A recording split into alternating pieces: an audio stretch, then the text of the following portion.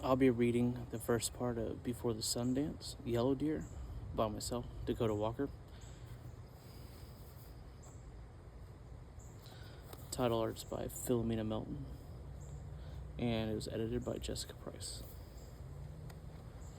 You can get a copy on Amazon. You can message me and I'll get you a copy. I have to pay a little bit, but we'll figure it out. So part one is Little Deer. Little Deer wrapped himself up into his buffalo blanket. It was still nighttime, and snow continued to fall, the winds whistling at the mouth of the cave. As he shifted, he heard a tinny crashing sound against the cave wall. The piece of iron fell from the buffalo blanket from where it had caught, and the bones stitched into the hide many winters ago by his mother. Little Deer pulled flint pieces from his satchel. Noticing pieces of dried wood and kindling in the deepest parts of the cave, he selected the largest piece, about the size of his palm, and collected the kindling from the edges of the cave. He struck the flint against the iron with one strong, arching thrust of motion. 10 sparks caught the dry moss, and he quickly gathered the old sticks and pieces of dried wood previously stored in the dry cave. Although Little Deer had lain flat on the dog sled for 3 suns, he was exhausted. Thanks to the jarring journey and booming chants from Sitting Deer, he gained little rest during his travels. Little Deer could not do much more, so he simply stoked the fire. The darkest days of winter were over, and the sun stayed a bit more with each pass-through. He wondered what other supplies Sitting Deer had packed into his satchel. Before his thoughts could turn into action, however, his eyelids cusped his sight, and he fell asleep, leaning against the cave wall. Little Deer's last thought for the night was of his last evening at his tribe's winter's residence. He searched his mind, but all he could remember was his uncle blowing strong smoke into his eyes, and the sounds of a pounding drum and ceremonial bird calls from the dancers. 2. White feathers sped across the sky with hints of verdant green hues. Little Deer began blinking to see and tried to grasp reality. Little Deer was unable to lift his legs, arms, or even his head.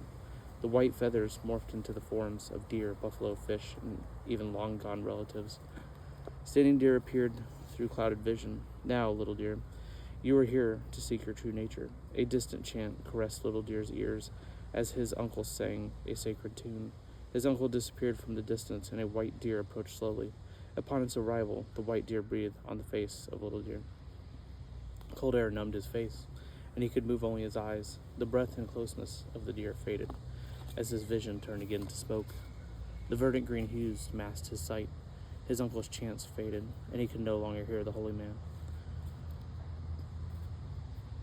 Little Deer remained sleeping and did not wake at the rising of the sun, but instead shortly after. It was his 4th sun since leaving the winter camp, tied to his sled, and the first since being deposited unceremoniously into an unknown, frozen land.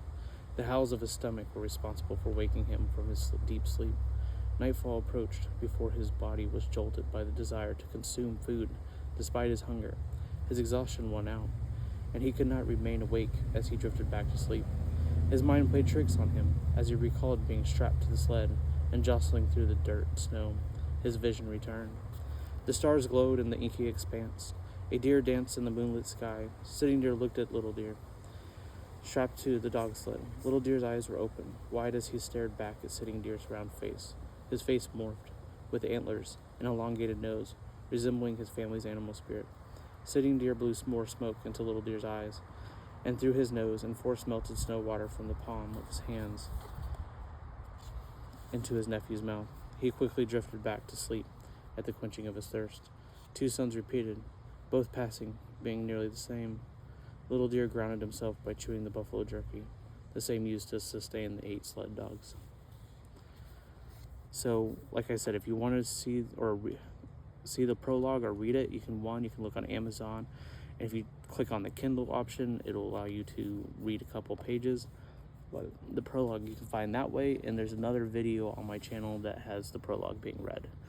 So thank you for the support, and have a great day.